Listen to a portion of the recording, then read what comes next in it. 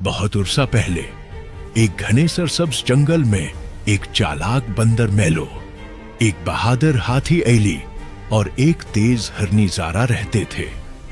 वो तीनों गहरे दोस्त थे और हमेशा जंगल में महमजोई करते रहते थे। एक दिन जब वो पुराने बुरगुद के दरख्त के नीचे खेल रहे थे, मीलो को पत्तों के नीचे एक पुराना नक्शा मिला। उसने गर्द झाड़ी और बोला, देखो, ये एक खजाने का नक्शा है।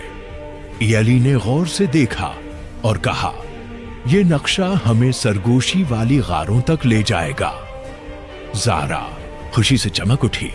चलो उसे ढूंढते हैं, मगर हमें मेहतात रहना होगा। कहते हैं कि ये गारें बहुत खतरनाक हैं।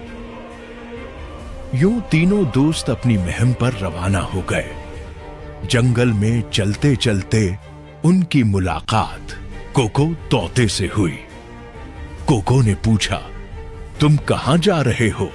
हम खोए हुए खजाने की तलाश में हैं। मीलो ने जवाब दिया।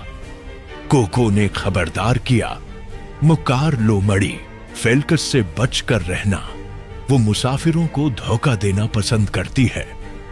दोस्तों ने शुक्रिया अदा किया और आगे बढ़ गए। कुछ देर बाद वो एक तेज बहती नदी पर पहुंचे, मगर वहां पल नहीं था। हम उसे कैसे पार करेंगे? ज़ारा परेशान हो गई। ऐली ने मुस्कुराकर कहा, मेरे ऊपर चढ़ो, मैं तुम्हें पार करा दूंगी।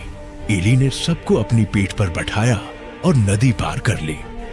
जैसे ही वो किनारे पर पहुंचे, एक चालाक आवाज सुनाई दी, क्या तुम कुछ ढूंढ रहे हो? ये फेल्कस लोमड़ी थी। फेल्कस ने मुस्कुराते हुए कहा, मुझे नक्शा दे दो, मैं तुम्हें रास्ता दिखा सकता हूं। मीलो ने आहिस्ता से कहा, हम इस पर भरोसा नहीं कर सकते।